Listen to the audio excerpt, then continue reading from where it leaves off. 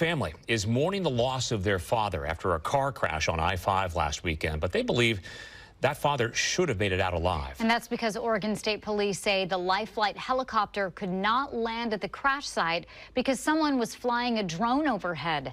Our Spencer Shaw spoke with the family today as they continue to call for the drone pilot to come forward. Spencer? Yeah, Pete, Nora, it's really a tragic situation that did not have to end this way. And now his family wants to make sure this doesn't happen to anyone else as they continue to mourn the loss of their father.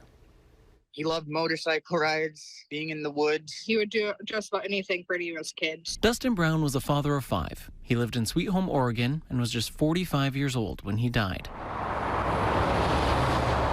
Oregon State Police say Brown rolled his car on I-5 after swerving to avoid another car pulling out in front of him.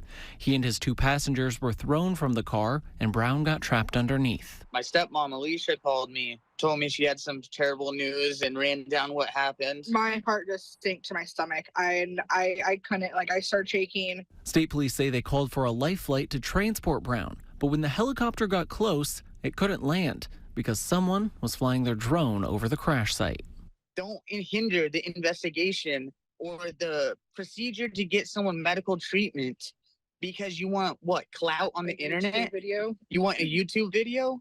No, thank you. We don't need to see that on YouTube in a year from now, 6 months from now. I'm livid if I find it on YouTube. Officials are still looking for the drone pilot and say they could face charges of reckless interference with an aircraft or more since it led to a death. And Dustin Brown's kids have something to say to that pilot. Telling him to think, what if that was your family there? Would you really be wanting someone to be up close? I mean, while they're injured and in pain lying there, would you really want someone videotaping it?